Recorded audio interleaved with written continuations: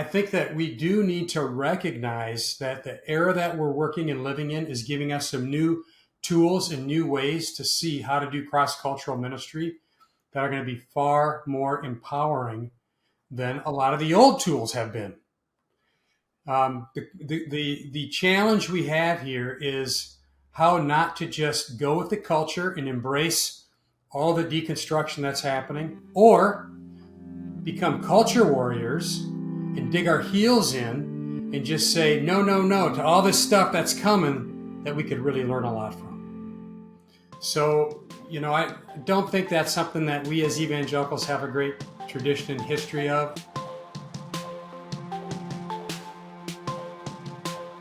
The Mission Matters podcast is a partnership between 1615 and Missio Nexus, who have a shared passion to mobilize the people of God to be a part of His mission.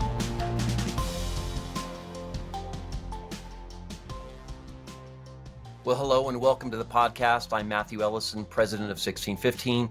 And of course, I am joined by my good friend and co-host, Ted Esler. And today, we don't have any guests. We are the guests. We are the hosts and the guest. Ted, thank you, man. Hey, I'm glad we could do this. This is a topic we've been wanting to talk about. Well, Ted, I know something you've been thinking about and writing about a lot lately is this idea of deconstructing the Great Commission. In fact, in preparation for the show, I remembered that you wrote a chapter in our book, Conversations on When Everything is Missions, about the deconstruction of the Great Commission.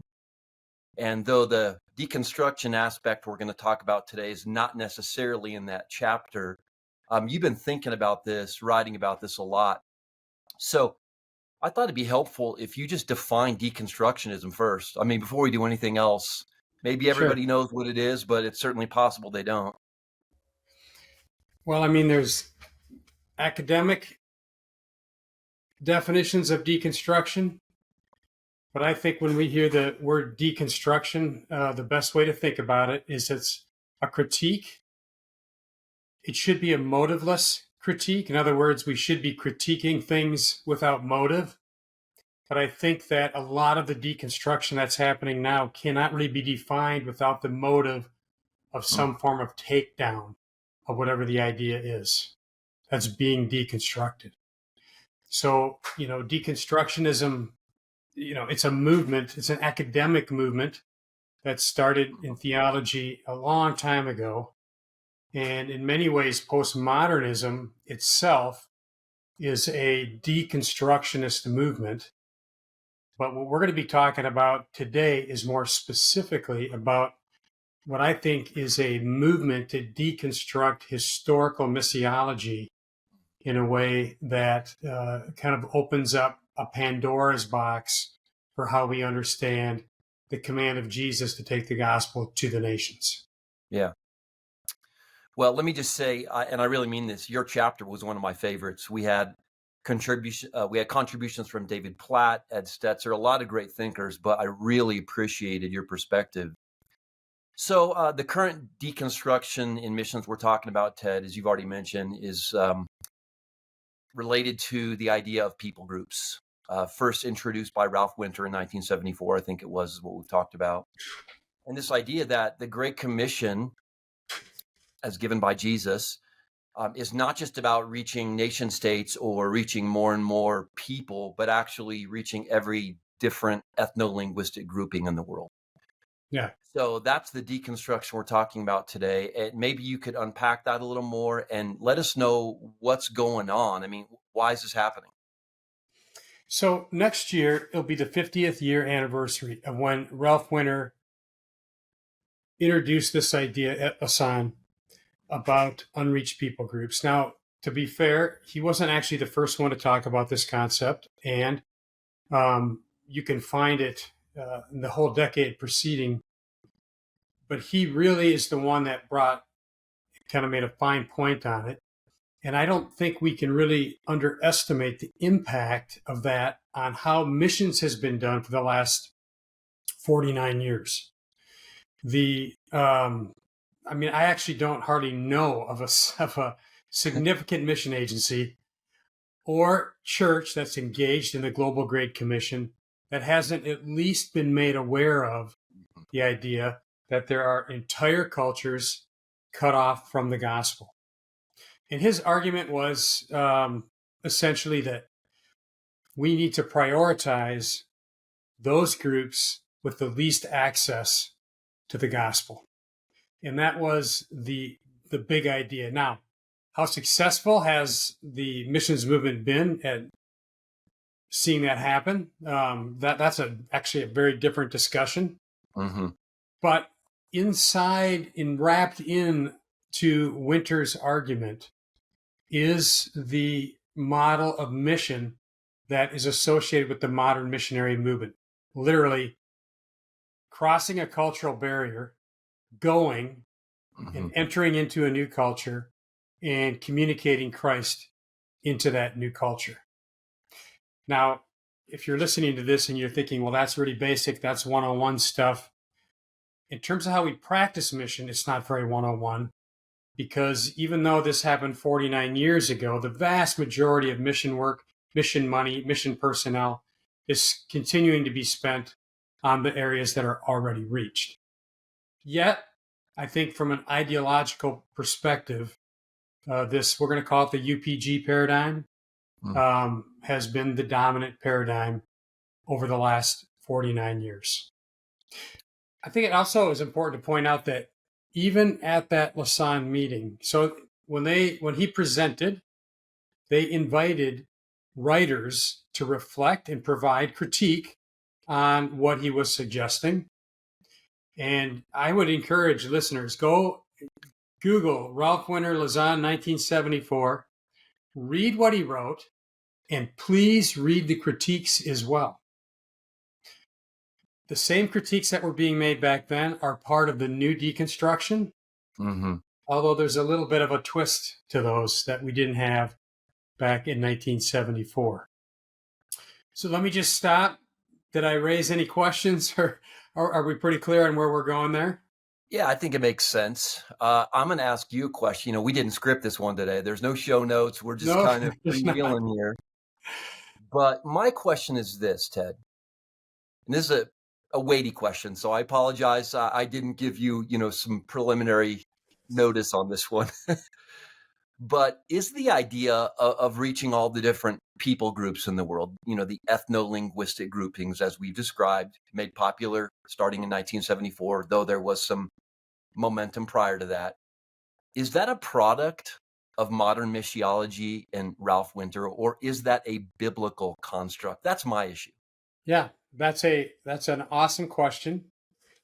And I mean, it really comes down to Ponte te ethne, what you think that means. Does it mean nation states? Does it not mean nation states? A couple of months ago, Aaron Wren, a podcaster, he wrote a very interesting Substack article about complementarianism and egalitarianism and how those two ideas are never mentioned in theology until the late 70s. And he would say that complementarianism is a theology developed in its time to address the needs of its day, and that egalitarianism was a reaction to complementarianism. And he would further go on to say that this was a baby boomer theology, that as baby boomers fade away, that whole debate is going to fade away with them. Because the next generation coming up, they don't care about those ideas. They don't want to have that debate. Now, I don't know what you call that. Do you call that sociological theology? Yes. I don't know what you call that. But when I first read it, it really bugged me, because we think of theology as the static, unchanging thing. But we'd be stupid to not recognize that throughout history, the Reformation happened because of the conditions that were there in the Catholic Church that requires somebody to stand up and say, no more of this. And similarly, I would say that the UPG paradigm, it grew at a time in missions where there'd been a lot of mission activity. I mean, after World War II, an explosion of new organizations, new missionaries, and churches engaged in global mission. But then the recognition that, hey, we're not really moving the ball when it comes to projecting the kingdom into places where it currently isn't. Mm-hmm. And so I don't know. I actually don't think it's that way. I mean, I think you can go back. I was actually just reading Patrick of Ireland's Confessions the last couple of days, the Confessio. Yeah. What a document. But you 100% capture in his writing the sense that there are people out there that are not my people, but they don't have the gospel. Yeah. And I'm called to cross that, in his case, literal, geographic barrier. It was, he had to cross over into Ireland. And the cultural barrier there was something that he was aware of because he had been a slave. And it's so clear. And I would also say, you look at the first 300 years of the church, and you just see this massive growth of the church across the Roman Empire, but completely cross-cultural. In Acts 2 kind of lays this down. I mean, I think it's embedded throughout the scriptures. I think it goes back to the Abrahamic covenant. That's right. But I think we also have to recognize that this specific Ralph Winter call for unreached people group thinking, that is a missiological push that really started in that mid-70s arena. Yeah. So, what are some of the concerns? What is some of the critique of the UPG missiology focus? Why are people pushing back on it? Well, I think there's a couple of things. So what you wrote about in your book particularly has to do with what I would call the broadening of the definition of mission. And this gets into the Missio Dei and the idea that, God's on mission, so everything that happens is really God's mission. And we're not right to define a more specific mission outside of what God's doing. That's, to me, that is what I call, it's the Sunday school Jesus answer. The Sunday school teacher asks a question, the kid just has to say Jesus, and the answer is always right. That's an extreme abstraction of what mission is. Mm-hmm. And that's a real broadening of the definition of mission. So that, I think, what you wrote about and was talked about in the first book, as well as the second, a lot of that I think has to do with a lack of focus on what mission is. So that's one piece. The second piece, interestingly enough, comes from within missiology, and it is the idea that immigration is displacing any need for foreign missionaries or cross-cultural missionaries to be sent. And I mean, this is coming through in spades now in many different ways. And I was in a online forum discussing this with the missiologists. And I got the email of the exchange here actually up on my computer screen. And some of the things that are in here, it's almost shocking to me. For example, Ponte te ethne, it's a misreading to talk about in terms of people groups. That's part of it. There's concern about using the words go and send as paradigms of mission. And they want to replace that with here and there, or there to here. That's out there. The idea that we don't need to go because the mission field is coming to us. Those are all kind of wrapped up in this second category. We can come back to that in a second if you want. But let me give you the third category before I forget. That's the question I was answering. The third category, I would say, is emanating from the deconstruction we're seeing in broader culture around critical race theory and colonialism and the idea that one worldview is better than another worldview, etc. And that one, I think, is the one that is going to be the most destructive generationally, because many of the things discussed in that particular arena of deconstruction are they taste good if you're a sub 30-year-old. And they fit with the, I'd say, broader kind of world narrative that's going on, not just in U.S. culture, but globally, really, around these themes of anti-colonialization and race and some of these kinds of things. Let's go back to one of your points you made. Can we be sure that Jesus meant ethnolinguistic groupings when he said panta ta ethne? And I think,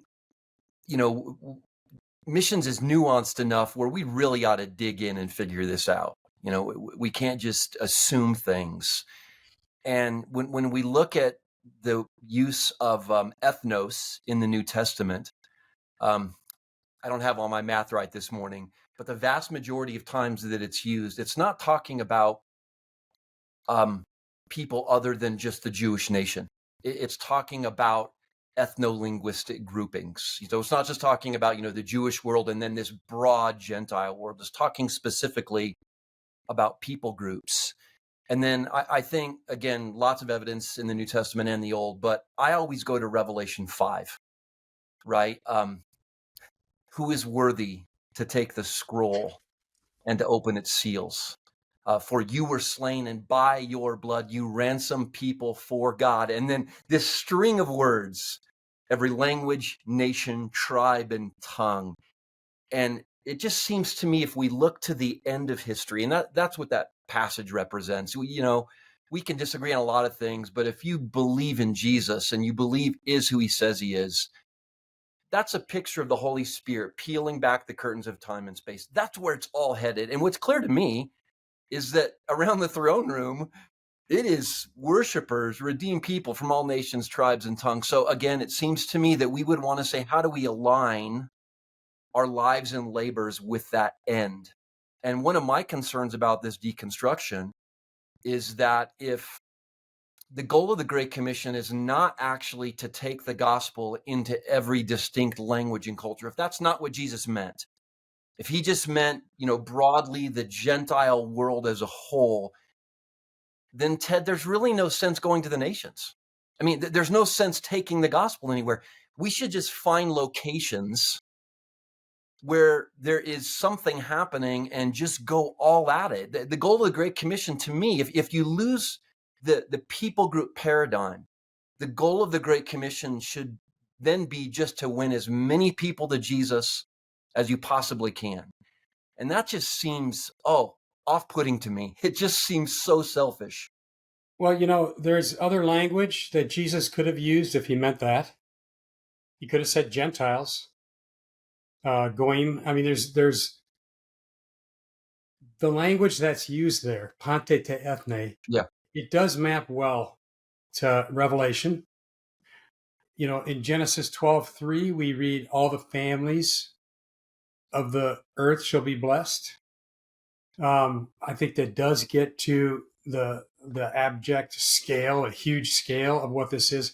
Let me just say that one of the critiques of ethnolinguistic people groups comes from people that are Hindu in background. They have caste there. Mm-hmm. So I think they want to have a discussion about what are we talking about here? Are we adding caste to that? In the last couple of years, I think missiologists have woken up to the fact that the deaf, wherever the deaf are, they are a subculture. And so there have been a lot of what I would call anthropological discussions about this. And that's kind of given some handles for the critique, because we don't want to be anthropologically driven. Mm-hmm. But I think theologically, what we want to understand is that our human otherness, how we categorize people as different from us, are what keeps the gospel out of other groupings of people. Mm-hmm. And so I love ethnolinguistic, but I think we also got to be a little bit careful not to push it so far anthropologically that we lose that heart that God has for all peoples everywhere. So, I think we're flying an airplane that's got two wings. Yeah. The problem is the wing that says the gospel needs to go to everybody in a culture is way bigger than the wing that says the gospel needs to go to all cultures. Mm-hmm. And that's, I think, what Winter was trying to stabilize for us. Yeah. And now this new deconstructionism over the concept is basically trying to erode completely the idea that people are separated from the gospel because of a lot of their social connections and social relationships. Yeah. So, Ted, as you were sharing that, I just thought of Paul, Romans 15. I mean, it's the go-to passage for this conversation. But, he says something absolutely fascinating. He says, from Jerusalem all the way around to Illyricum, my mission's done.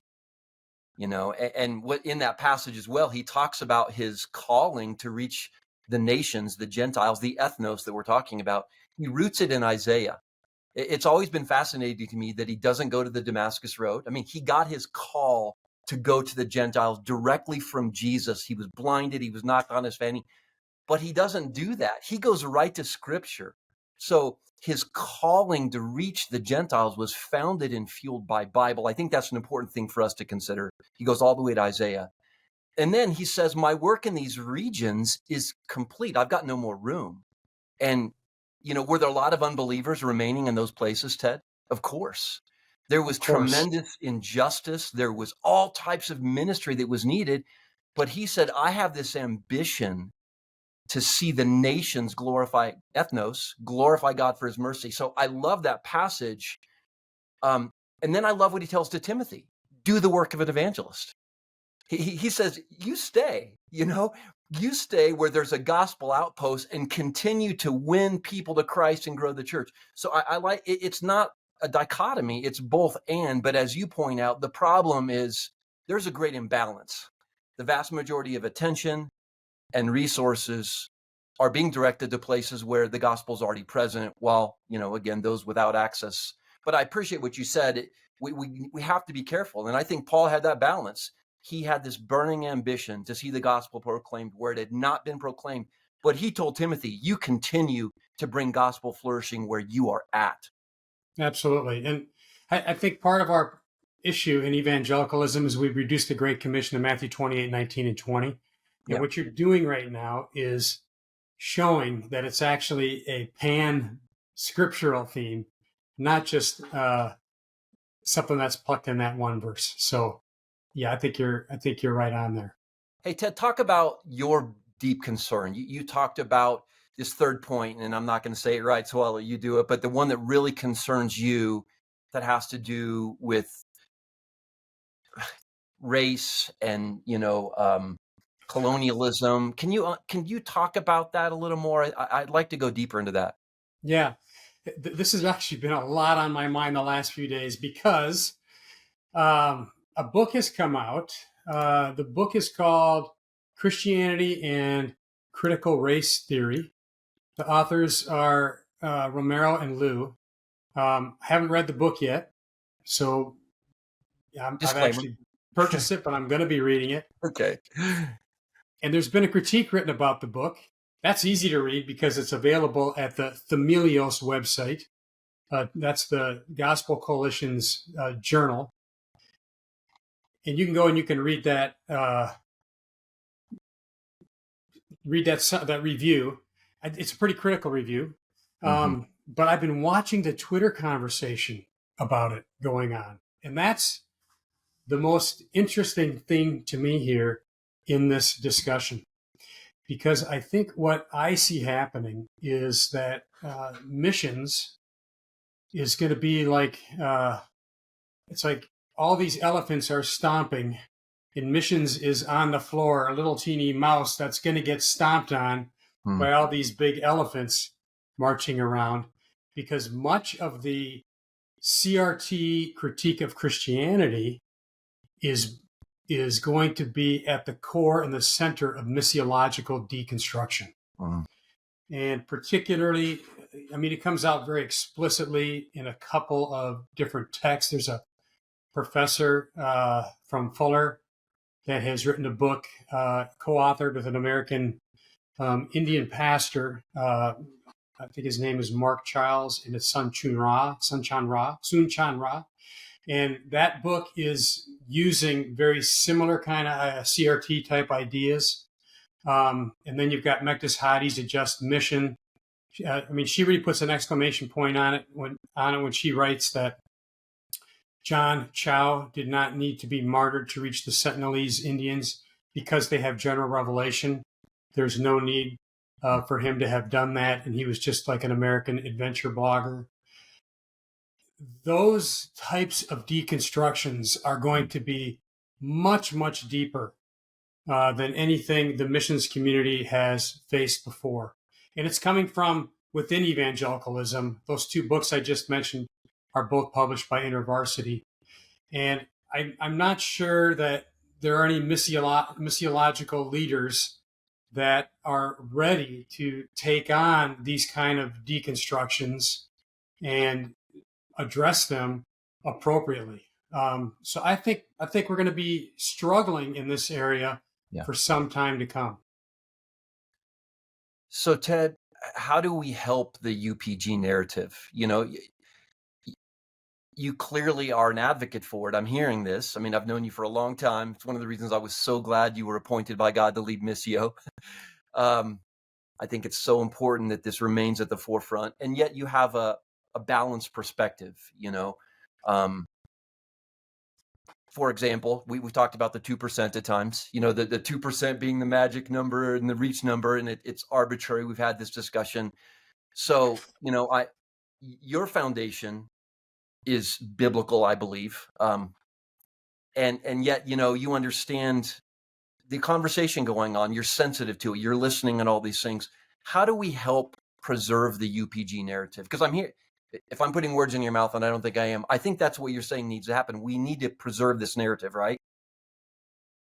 Well, I mean, the way I would see it is we need to preserve truth. Yeah. Now, you know, I happen to believe that the sending of missionaries that go cross-cultural, I think it's biblical. I think it's embedded in the scriptures. I think it's modeled in the scriptures. I think it's commanded by Jesus. I think it's part and parcel of the gospel message. I also think that the critique that's coming along is something we need to listen to. Yeah. I think that we are one of the big temptations that could capture I would consider my view to be a conservative view of the Great Commission.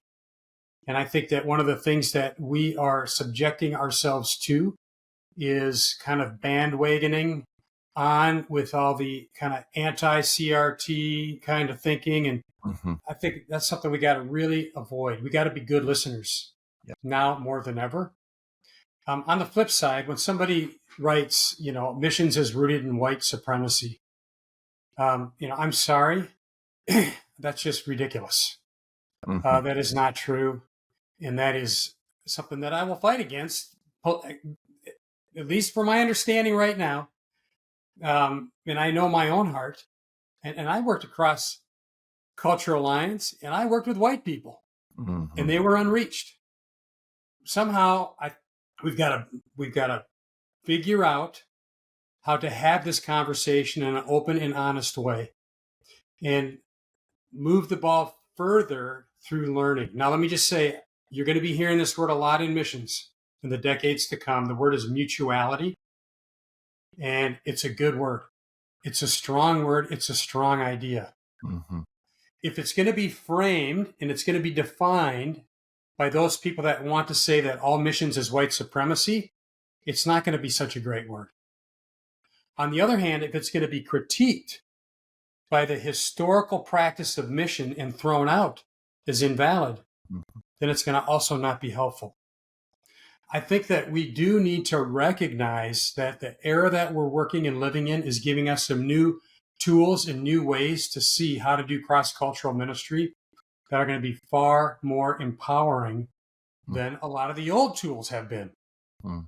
The challenge we have here is how not to just go with the culture and embrace all the deconstruction that's happening, or become culture warriors and dig our heels in and just say, no, no, no, to all this stuff that's coming that we could really learn a lot from.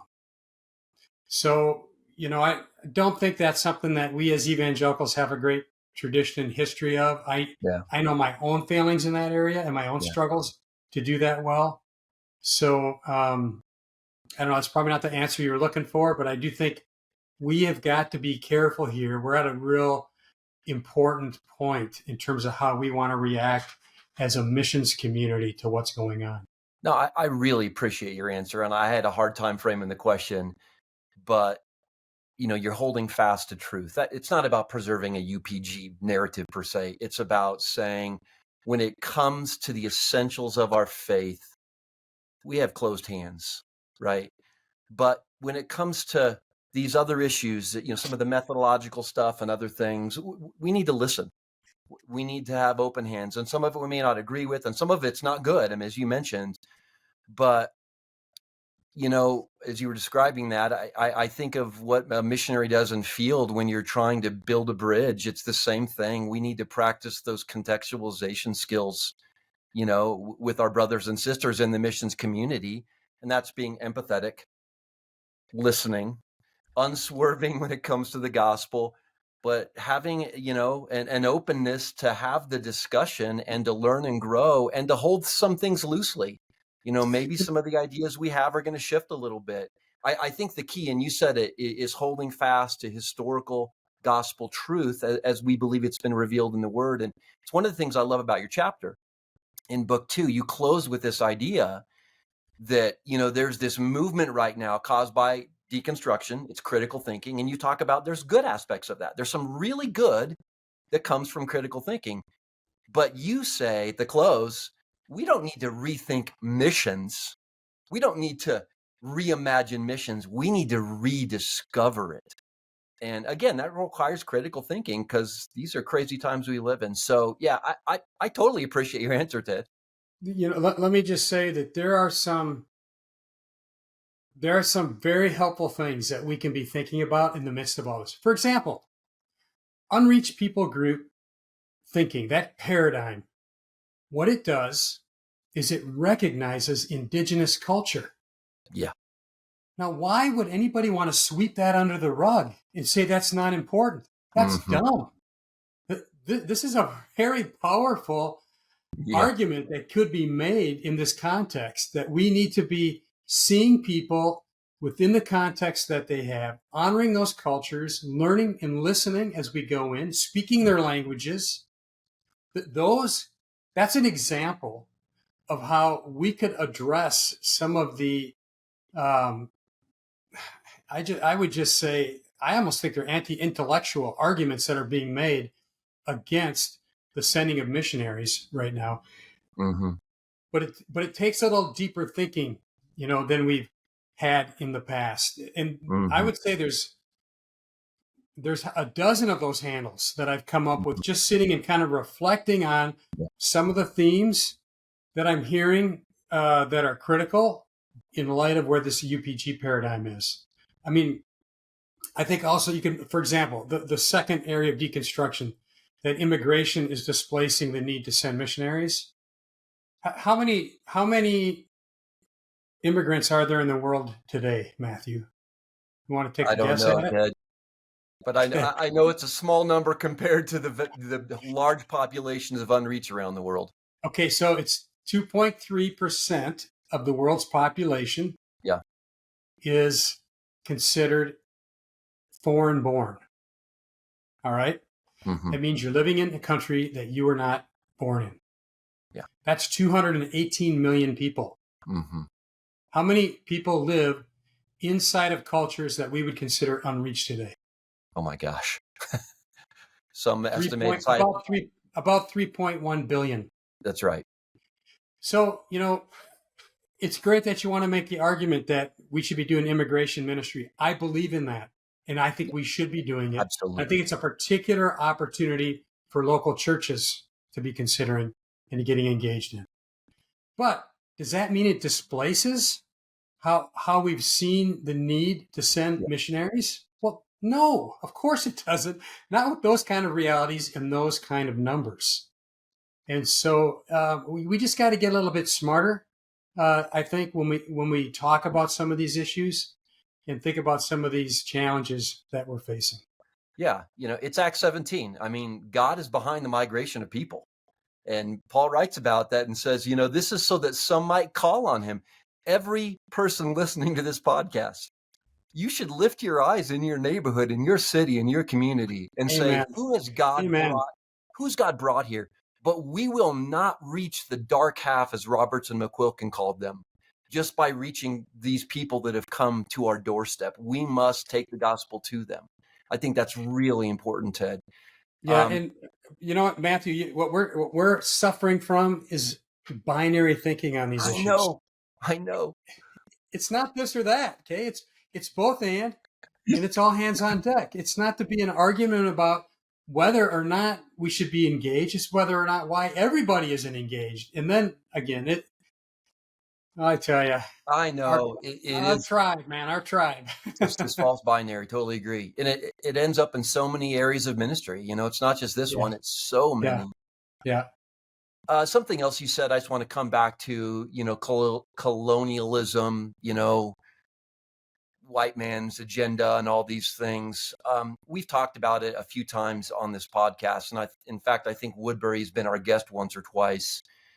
But, that study to me is still just fascinating because it shows that a lot of those arguments are just a straw man. It's a false straw man, If you look at the vast majority of places and peoples where the gospel has, had its way and it's growing, there's a preservation of culture.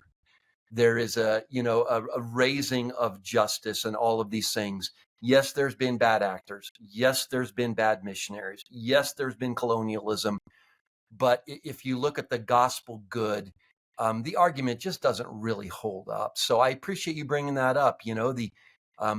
I think in so many places, the indigeneity has been preserved. The beautiful aspects of it have been preserved where the gospel's present.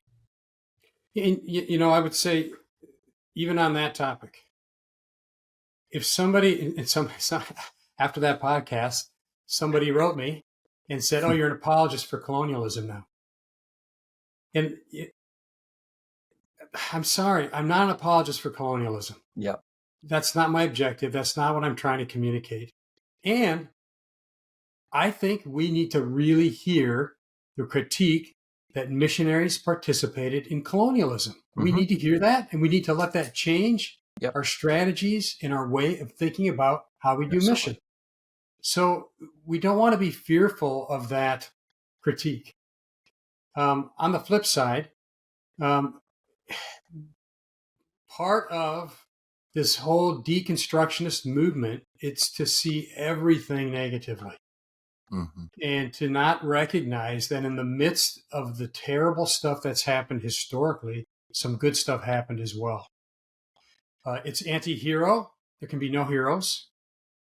And, we're all sinful people, so there's plenty of fodder there. If you want to be anti-hero, you're going to come up with lots and lots of stuff because, we've all fallen short of the glory of God. So anyway, the colonial one is kind of, I'll tell you, here's another thing, Matthew, that just, I don't know how to phrase this in a way that, let me just try though. If you start reading some of the secular historians of our day, and Tom Holland to me is the number one example of this. So Tom Holland, as far as I know, Tom Holland's not a Christian. He has just incredible writing on history. He's one of my favorite authors in the last, and I've really just come on to him in the last year. And he's got a super podcast in which he talks about historical events. He basically says that all of the good values and the good things that we have in Western liberalism, they all have come from a Christian root. Mm-hmm. Now, this guy's, like I said, he's not out there as a missionary, pastor, preacher, okay? Mm-hmm. But I think we need to recognize that if we're not careful, we're going to kill the goose that's laid the golden eggs. Mm-hmm. And that goose, really, it all traces back to Jesus. Amen. And a lot of these incredible human rights that we experience today, it goes on. I'll tell you what, I'm Danish, okay? That's my background. So if you had met me around the year 950 coming up over the hill with a battle axe in my hand, it would not have been a pleasant experience. Okay. Yeah. Yeah. The latest podcast I listened to by Tom Holland, they talk about what the culture of the Vikings was like Mm-hmm. and what their religion was like. Now, I challenge you to listen to that podcast Mm-hmm. and hear about the horrific things that they did to people. Yeah. And then ask yourself, was it an overall good or an overall bad that Jesus came and transformed that culture for Christ? That's my own people. And I praise God that Jesus came into the Danish culture and transformed us. So for whatever it's Amen. worth, that's my own skin in the game here historically. Yeah, amen, brother. I have Scandinavian roots too, Norwegian, and same history. And those pagan practices were pretty terrible. And so I thanks be to God that my roots are in North Dakota, South Dakota, those Lutheran, those Lutheran Norwegians, and the gospel came to me, third, fourth generation. So I relate to that, brother, for sure. So just for the listener's sake, Holland's podcast is called The Rest is History. Go back and find, there's a couple episodes on the Vikings. They're quite interesting to listen to. And also, if you want to find out a little bit more about some of my thinking on deconstruction, my Substack is at tedesler.substack.com. Mm-hmm. And if you scroll back a couple of weeks, or a week or two, it's actually a couple of weeks now, you're going to see this, a lot of what we talked about. I wrote a short little post about it right there. Yeah. So I'm going to ask a final question here. What have we learned here today? And I'm going to insert my answer, and then I'm going to ask you the same question, and then we'll wrap it up today. But as you're describing all of this, and one of the things I love about running with you, Ted, doing ministry with you, swinging swords with you, is you do provoke me to think. Every time I connect with you, there's going to be something you're going to challenge me on, and I appreciate it. And you like to create disequilibrium, not because you want me to fall down, but I think this is part of what you do. And so, again, holding fast to gospel truth, but being a critical thinker. And as you're describing all this, I was reminded of Ephesians 5:15 and 16. Be very careful then how you live, living not as unwise, but as wise, making the most of every opportunity. And then Paul says, because the days are evil. And my goodness, we live in evil days. And the terminology that he uses, use wisdom, live as wise, not as unwise. He's talking to believers here. And then he says, make the most of every opportunity. It's a terminology where the merchant is studying the seasons of trade in order to maximize his profit. And I think we need to look at the times we're in and recognize that they are times of great peril. They're also times of great possibility. But that will not happen without wise, critical thinking. That's my takeaway. I need to be a student of the word first and a disciple of my King. But I need to look at the times, observe the times I live in, and say, God, how do I make these opportunities count for you? Anyway, that's my takeaway. Well, Matthew, you've complimented me. I thank you for that. I would just kind of throw the compliment back at you and just say, what I like about you is you always bring it back to the word. So thank you. Thank you so much for doing that. Appreciate that. Hey, I've got something I like that I want to share. Please do. So there's a book that's about to come out. It's called The De-Churching of America. And it's written by two pastors who happen to be from Orlando, where I live. And a lot of their research comes from a gentleman named Ryan Burge, Burge. And he's got his own Substack called Graphs About Religion. And I just want to recommend to you to try to follow anything he writes. If you're an evangelical and you want to understand what's happening in the evangelical church in the West. Now, he's not a global guy, but he can help us understand what's happening in the U.S. It doesn't do much on Canada either, but incredible analytics. We're going to actually try to get him on the podcast coming up. But that's something I like, graphs about religion, which you can find over at Substack. All right, folks. Thanks for tuning in. Ted, always a pleasure, my friend. Thanks a lot, Matthew. You have a good day. Yeah, you too. Before you go, be sure to like, share, and subscribe so you don't miss the next episode. The Mission Matters podcast is a partnership of 1615 and Missio Nexus. Check out 1615.org and missionexus.org for more resources on the mission of God and the matters of the mission.